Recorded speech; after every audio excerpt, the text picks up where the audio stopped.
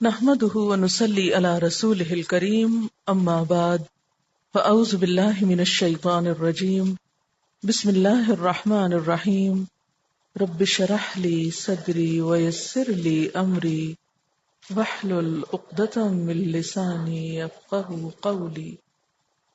ترجمہ: وا اور، اذ جب، قال کہا، ابراہیم ابراہیم علیہ السلام نے، ربی اے میرے رب، اجعل بنا دے، ھذا یہ، بلدن شہر، آمنن امن والا، ورزق اور رزق دے، اہلہ اس کے رہنے والوں کو، من الثمرات پھلوں میں سے، من جو کوئی، آمنا ایمان لائے، منہم ان میں سے، باللہ اللہ پر، والیوم الآخر اور یوم آخرت پر، قال فرمایا،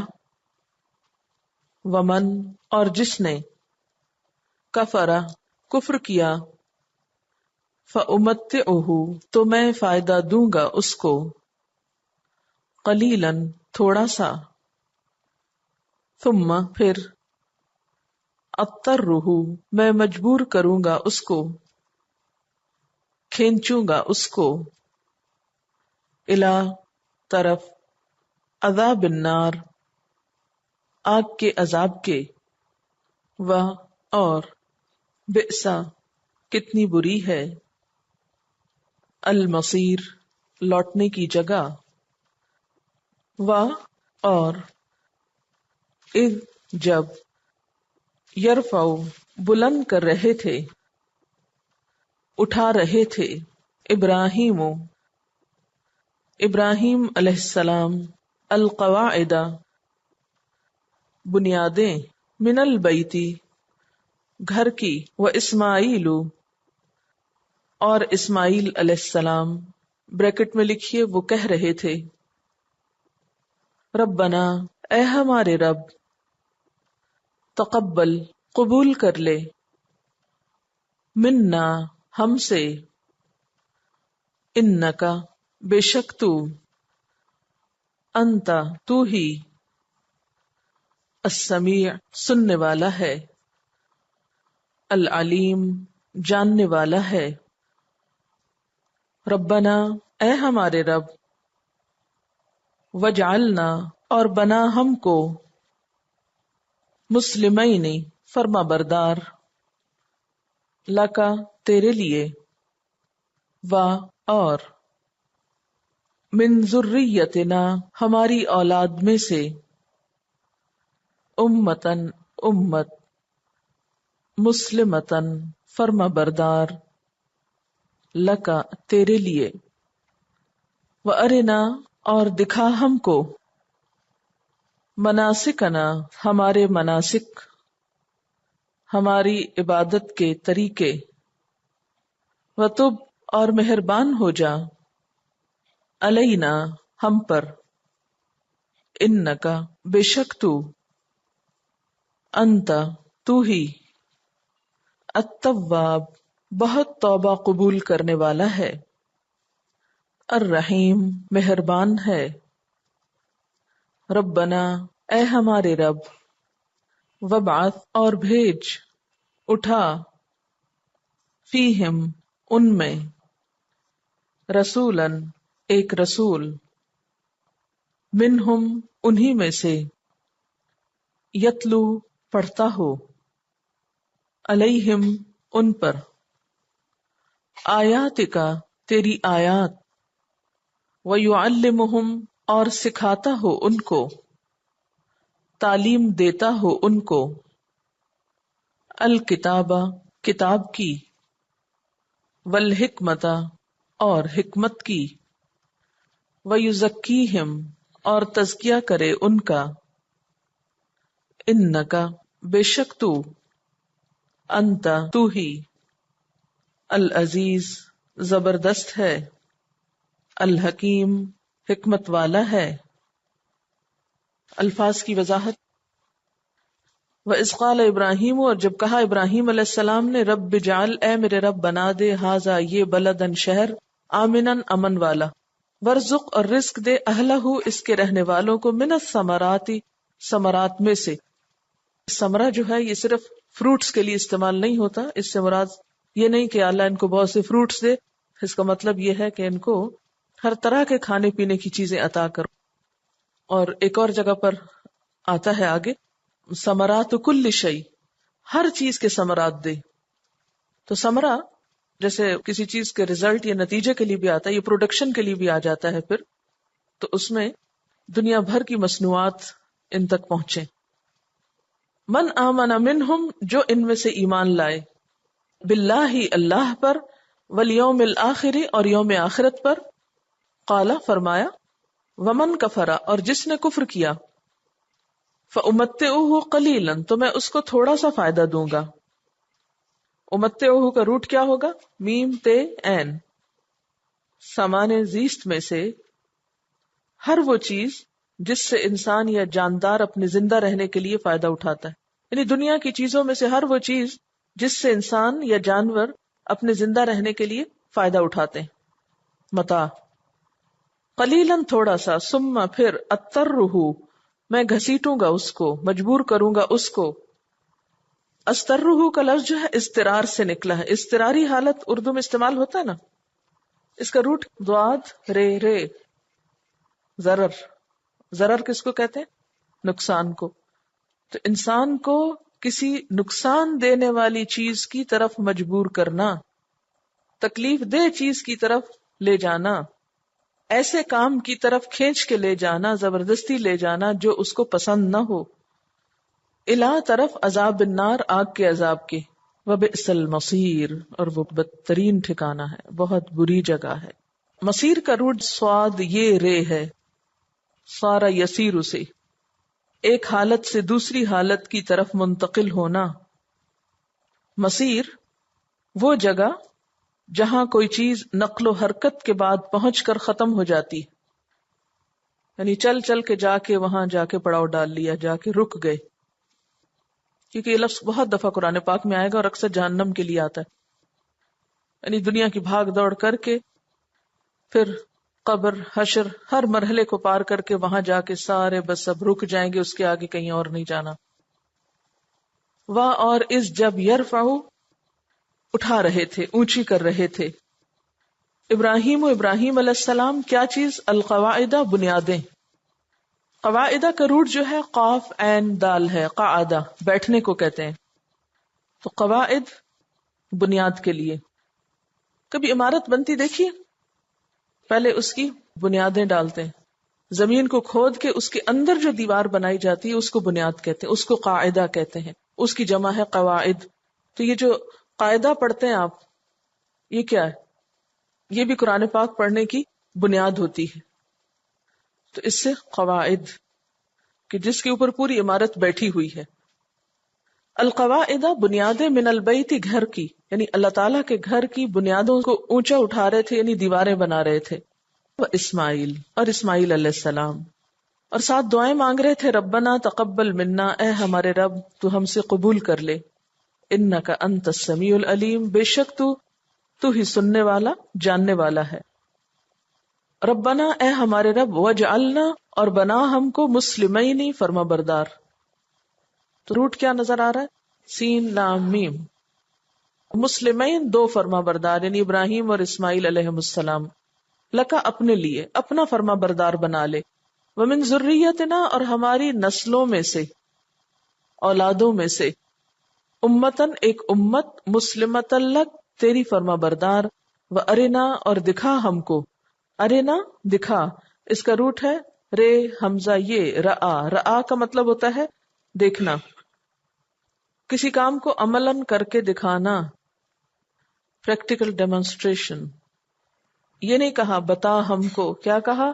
دکھا ہم کو. کوئی کر کے دکھائے ہم کو، ہم نے کیا کرنا ہے. فرق کیا ہوتا ہے اس میں؟ صرف بتانے اور دکھانے میں کیا فرق ہے؟ تعلیم کا طریقہ بتایا جا رہا ہے یہاں. زیادہ سمجھ میں آتا ہے. جب کوئی کام کر کے دکھا دیتا تو پھر نہیں بھولتا. وَأَرِنَا مَنَاسِكَنَا، اور ہمارے مناسک ہم کو دکھا دے. تو پھر اللہ تعالیٰ نے ہو سکتا ہے فرشتوں کے ذریعے، جبریل علیہ السلام کے ذریعے وہ سارے کام ایک دفعہ کر کے پریکٹیکلی دکھا دیے کہ پہلے یوں کرنا ہے، پھر ایسے کرنا ہے، پھر ایسے کرنا، پھر ان کو طریقہ آ گیا. اس لیے حج کے بارے میں جب کسی کو سکھانا ہو تو اس کو پریکٹیکلی بتانا چاہیے، ایسی چیزیں دکھا دینی چاہیے جس سے دوسرے کو جلدی سمجھ آئے. وَتُبْ عَلَيْنَا، اور مہربان ہو جا ہم پر. تو مناسک منسک کی جمع ہے. منسک نون سین کاف نسکا. نسکا کا مطلب ہوتا ہے دھونا، پاک کرنا. نسک قربانی کو کہتے ہیں کیونکہ وہ بھی انسان کو گناہوں سے پاک کرتی اور اللہ تعالیٰ کے تقرب کا ذریعہ بنتی. تو یہاں پر مراد مناسک سے کیا ہے؟ طواف کا طریقہ، عرفات میں کیا کرنا ہے، مزدلفہ میں کیا کرنا ہے، منا میں کیا کرنا ہے، کنکریاں کیسے مارنی، یہ سب طور طریقے اور مجموعی طور پر ساری عبادت کے طریقے. وَتُبْ عَلَيْنَا، اور مہربان ہو ہم پر. اِنَّكَ، بے شک تو، انت تو ہی، التواب توبہ قبول کرنے والا ہے، الرحیم بہت مہربان ہے. ربنا، اے ہمارے رب. وابعث فیہم، بھیج یا اٹھا ان میں، رسولاً ایک رسول، منہم انہی میں سے. ایک کیوں کہا؟ ایک کدھر لکھا ہوا ہے؟ رسولاً اسم نکرہ ہے اور نکرہ کے ترجمے میں ایک انڈرسٹوڈ ہے. منہم ان میں سے، یتلو علیہم پڑھتا ہو ان پر، تلاوت کرتا ہو ان پر، آیات کا تیری آیات کی، وَيُعَلِّمُهُمْ اور ان کو تعلیم دیتا ہو. علّمَ یعلم تعلیم، کتاب کی، والحکمت اور حکمت کی. حکمت جو ہے اس کا روٹ ہے ہے کاف میم. حکم وہ قوت یا صلاحیت جس سے انسان معاملات کا فیصلہ حق کے مطابق کرتا ہے. یعنی گویا حکمت فیصلہ کرنے کی صلاحیت ہے، یعنی ڈیسیژن پاور، اور صحیح طور پر فیصلہ کرنے کی صلاحیت، یعنی کون سا کام کس وقت کب کیسے کہاں کرنا ہے، یہ ہوتی ہے حکمت. کس وقت پیار سے بات کرنی ہے، کس وقت ڈانٹ سے بات کرنی ہے، کس وقت خوش ہونا ہے، کس وقت ناراض ہونا ہے. تو یہ ہر وقت جو فیصلے ہم اپنے اندر کرتے ہیں نا کہ اب یہ کام ایسے کرنا ہے، تو جو شخص صحیح فیصلہ اپنے اندر کر لیتا ہے کہ اب مجھے یہ کرنا چاہیے، تو وہی حکمت سے کام لیتا ہے اور کامیاب ہوتا ہے. قرآن پاک میں آتا ہے وَمَن يُؤْتَ الْحِكْمَةَ فَقَدْ أُوتِيَ خَيْرًا كَثِيرًا. جس کو حکمت مل گئی. حکمت کہاں سے مل گئی؟ کوئی آسمان سے اترتی ہے؟ سب کو اللہ نے دی تو ہے قوت فیصلہ، لیکن کچھ لوگ اس کو صحیح استعمال نہیں کرتے، سستی کے مارے یا غفلت کی وجہ سے یا لاپرواہی کی وجہ سے یا اپنی خواہشات کی پیروی کی وجہ سے. لیکن جو لوگ اپنی نگاہوں کو کھول کے رکھتے ہیں، اپنے انجام پہ غور کرتے ہیں، ان کی یہ صلاحیت بہت اچھی ہو جاتی ہے. اب اس کے لیے دعا بھی مانگنی چاہیے اللہ تعالیٰ سے. تو یہ بہت بڑی نعمت ہے. وَمَن يُؤْتَ الْحِكْمَةَ، جس کو حکمت مل گئی، فَقَدْ أُوتِيَ خَيْرًا كَثِيرًا، اس کو بہت بڑی خیر مل گئی، بہت بڑی نعمت مل گئی. تو عام طور پر ہم زندگی میں خطائیں کیوں کرتے ہیں یا ہم غلط راہوں پہ کیوں چل پڑتے ہیں؟ کیونکہ ہماری قوت فیصلہ درست نہیں ہوتی. اب دیکھیے کہ اللہ تعالیٰ نے تعلیم تو سب قرآن پاک میں دی ہے، لیکن کس حکم پر کب عمل کرنا ہے، کون سا کام پہلے کرنا ہے، کون سا بعد میں کرنا ہے، پرائرٹیز ہماری کیا ہے، کون سی چیز کتنی مقدار میں کرنی ہے. تو یہ جو فیصلہ ہے اس کا نام حکمت ہوتا ہے. اس میں کچھ چیزیں انسان علم سے حاصل کرتا ہے، کچھ لوگوں کی صحبت سے حاصل کرتا ہے کہ کون کس وقت کیا کام کیسے کر رہا ہے. یہ چیز صرف نالج سے نہیں حاصل ہوتی، یہ چیز صرف علم سے حاصل نہیں ہوتی، اس کے لیے صحبت بہت ضروری ہوتی ہے. لیکن یہاں حکمت سے مراد نبی صلی اللہ علیہ وسلم کی سنت ہے، سیرت ہے، آپ کی زندگی ہے. قرآن پاک میں تو اللہ تعالیٰ کے احکامات تھے، لیکن حکمت سے کیا چیز ملی کہ ان احکامات پر عمل کیسے کرنا ہے. یہ آپ کے اسوہ حسنہ سے ہم کو ملی چیزیں. وَيُزَكِّيهِمْ اور ان کو پاک کرے. تزکیہ اس کا روٹ ہے زے کاف واو. پاک اور صاف کرنا، نشو نما دینا، یعنی لوگوں کے عقائد کو، سوچوں کو، خیالات کو، گفتگو کو، اخلاق کو، کردار کو، اعمال کو پاک اور صاف کرے اور انہیں نشو نما دے، یعنی ان میں سے جو اچھی چیزیں ہیں ان کو انکریج کرے. انکا بے شک تو ہی العزیز زبردست ہے، الحکیم حکمت والا ہے. اعوذ باللہ من الشیطان الرجیم، بسم اللہ الرحمن الرحیم. مسجد صرف بنانی ہی کافی نہیں بلکہ اس کو صاف ستھرا رکھنا اور خوشبودار رکھنا. کیوں؟ اس لیے کہ ایسی جگہوں پر فرشتے آتے ہیں نا، تو فرشتے جو ہیں جہاں پر بو ہوتی ہے، گندگی ہوتی ہے، وہاں پر نہیں آیا کرتے. تو ہمیں کانشیسلی ایسی جگہوں کی صفائی رکھنا ہے. پھر حضرت جابر رضی اللہ تعالیٰ عنہ سے روایت ہے کہ نبی صلی اللہ علیہ وسلم نے فرمایا، جو شخص لہسن یا پیاز کھائے وہ ہم سے الگ رہے، یا فرمایا وہ ہماری مسجد میں نہ آئے اور اپنے گھر میں ہی بیٹھے، کھاتا پیتا رہے. پھر اسی طرح حضرت عائشہ رضی اللہ تعالیٰ عنہ سے روایت ہے کہ نبی صلی اللہ علیہ وسلم نے مسجد میں قبلے کی دیوار پر تھوک یا بلغم دیکھا تو اسے خود کھرچ دیا، یعنی اسے صاف کر دیا خود. اللہ کے رسول صلی اللہ علیہ وسلم کا اپنا کتنا بڑا مقام ہے، لیکن خود اپنے ہاتھ سے صفائی کی. تو ایسی جگہوں کی صفائی جو ہے وہ بہت ہی باعزت کام ہے اور اسے شوق اور خوشی سے کرنا چاہیے، اور یہ نہیں سمجھنا چاہیے کہ ہماری شان کے خلاف ہے. اگر اللہ کے رسول صلی اللہ علیہ وسلم کرتے ہیں تو باقی کسی کو کرنے میں کیا حرج ہے. اور اسے دوسروں پہ نہیں ڈال دینا چاہیے، اچھا دوسرا کوئی کر لے گا، بلکہ خود شوق سے کرنا چاہیے. حضرت ابو ہریرہ رضی اللہ تعالیٰ عنہ فرماتے ہیں کہ ایک کالی عورت مسجد میں جھاڑو دیا کرتی تھی، وہ مر گئی. آپ صلی اللہ علیہ وسلم نے جب اسے نہ دیکھا تو لوگوں سے اس کا حال پوچھا. انہوں نے کہا وہ مر گئی ہے. آپ نے فرمایا تم نے مجھے کیوں نہ خبر کی، چلو اب اس کی قبر بتاؤ. پھر آپ اس کی قبر پر گئے اور نماز پڑھائی، یعنی دفن ہونے کے بعد بھی اس کا نماز جنازہ پڑھایا. اتنا بڑا اعزاز اس عورت کو کیوں بخشا جبکہ وہ ایک معمولی عام سی عورت تھی، کیونکہ وہ اللہ کے گھر کی صفائی کیا کرتی تھی. تو اصل میں کام کے چھوٹے بڑے ہونے کی بات نہیں ہے، اصل بات یہ ہے کہ کون شخص کتنے خلوص کے ساتھ اور کس جذبے کے ساتھ کیا کام کر رہا ہے. پھر اسی طرح مساجد کو اور اللہ کے گھروں کو شرک سے بھی پاک رکھنا چاہیے. صرف صفائی نہیں بلکہ شرک سے پاکیزگی. نبی صلی اللہ علیہ وسلم نے مرض الموت میں فرمایا، عیسائیوں اور یہودیوں پر اللہ کی لعنت ہو کہ انہوں نے اپنے انبیاء کی قبروں کو سجدہ گاہ بنا لیا، یعنی قبروں پر مسجدیں بنا لی. تو وہاں پر وہ جب سجدہ کرتے تو ظاہر ہے کہ صاحب قبر کو بھی سجدہ ہو جاتا.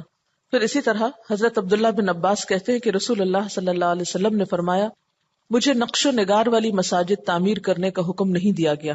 یعنی مسجدوں کی صفائی اور خوبصورتی سے مراد یہ نہیں کہ آپ اتنے نقش و نگار ان میں بنائیں کہ لوگ صرف اس کی تعمیر میں ہی کھو کے رہ جائیں اور عبادت میں خلل آئے.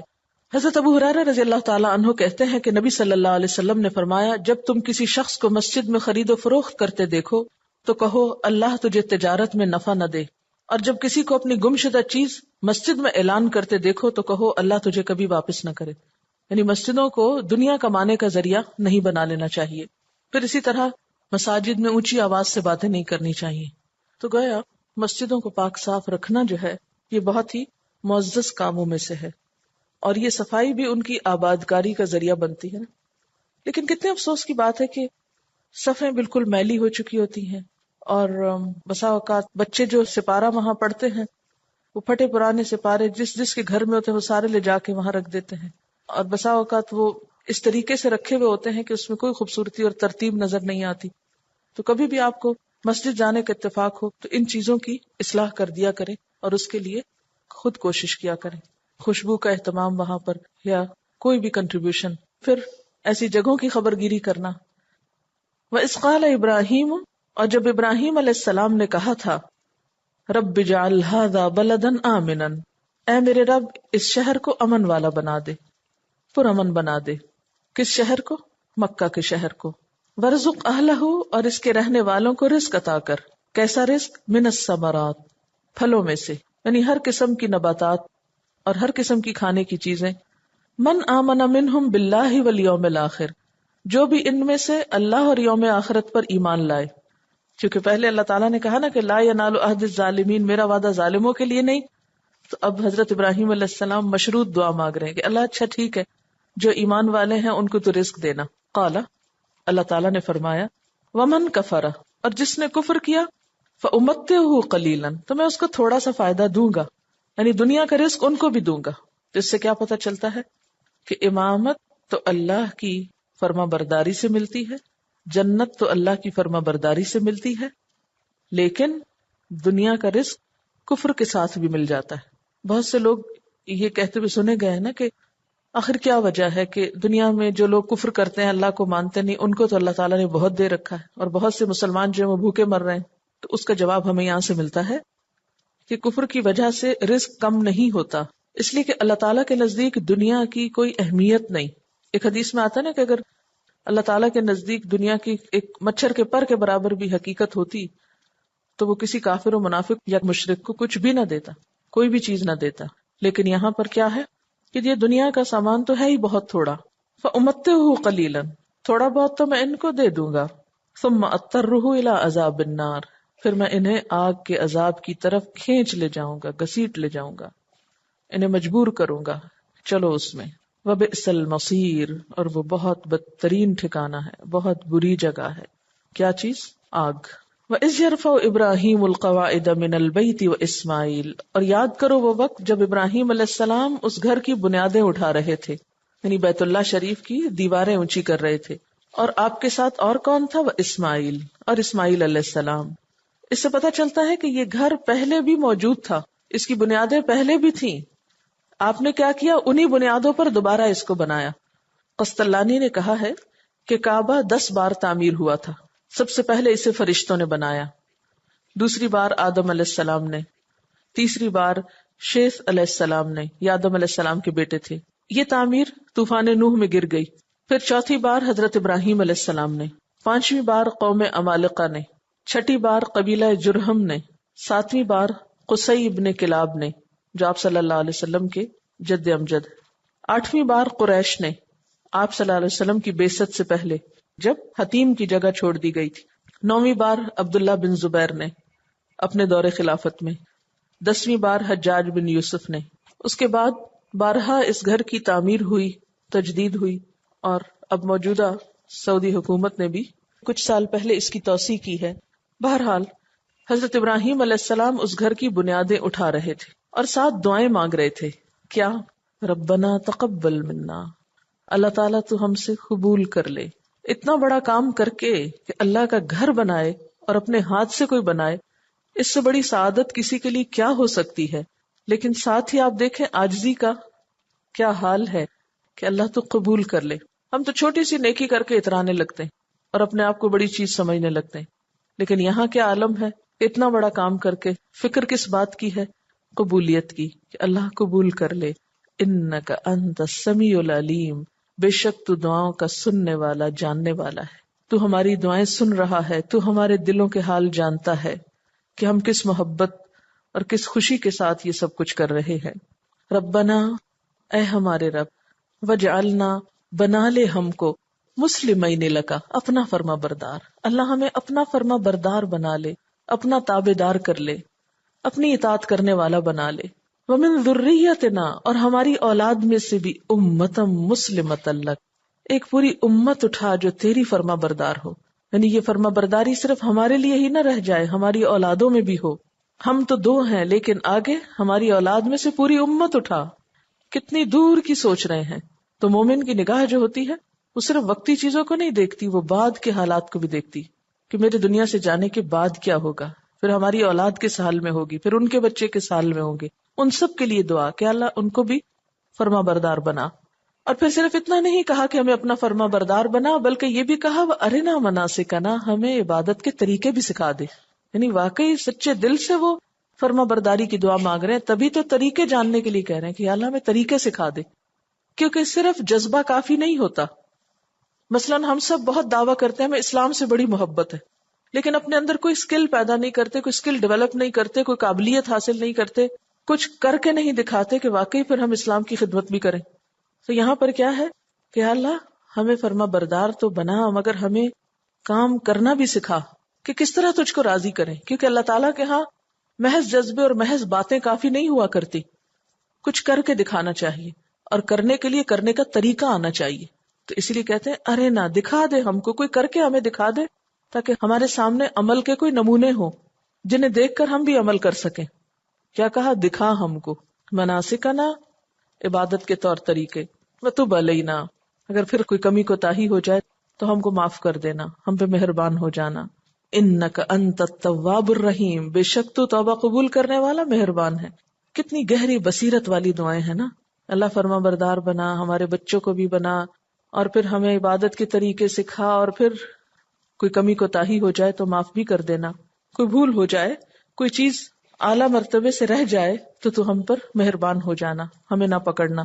پھر ربنا، اے ہمارے رب، وابعث فیہم رسولا منہم، بھیج ان میں ایک رسول انہی میں سے. بعثہ کا مطلب کیا ہوتا ہے؟ کسی چیز کو اٹھا کھڑا کرنا اور سامنے کرنا. یا اللہ ایک رسول ان میں سے اٹھا کھڑا کر اور ان کے سامنے لیا. وہ کیا کرتا ہو؟ یتلو علیہم آیاتک، ان پر تیری آیات کو پڑھتا ہو، تیری آیات پڑھ کر سناتا ہو. وَيُعَلِّمُهُمُ الْكِتَابَ، اور انہیں کتاب کی تعلیم دیتا ہو. وَالْحِکْمَةَ، اور حکمت سکھاتا ہو. وَيُزَكِّيهِمْ، اور ان کا تزکیہ کرتا ہو. تو کیا کچھ مانگا؟ کس چیز کا معلم مانگا؟ آیات کی تلاوت کا، کتاب کی تعلیم کا، حکمت کی تعلیم کا، اور تزکیہ کا. کتنی خوبصورت دعا ہے. انسانوں کی اصلاح کا یہی 4 نکاتی پروگرام ہے. سلیبس بتا دیا گیا ہے. نمبر 1، یتلو علیہم آیاتک، پہلا کام جو آنا چاہیے وہ آیات کی تلاوت ہے.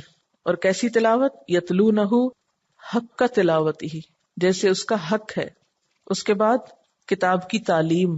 اس سے کیا پتہ چلتا ہے؟ تلاوت اور تعلیم میں فرق ہے، ورنہ تو تلاوت ہی کافی تھی. تلاوت میں ریڈنگ کا حق بھی آتا ہے اور اس کے بعد اس کا مفہوم بھی آتا ہے، لیکن تعلیم میں مزید غور و فکر آتا ہے.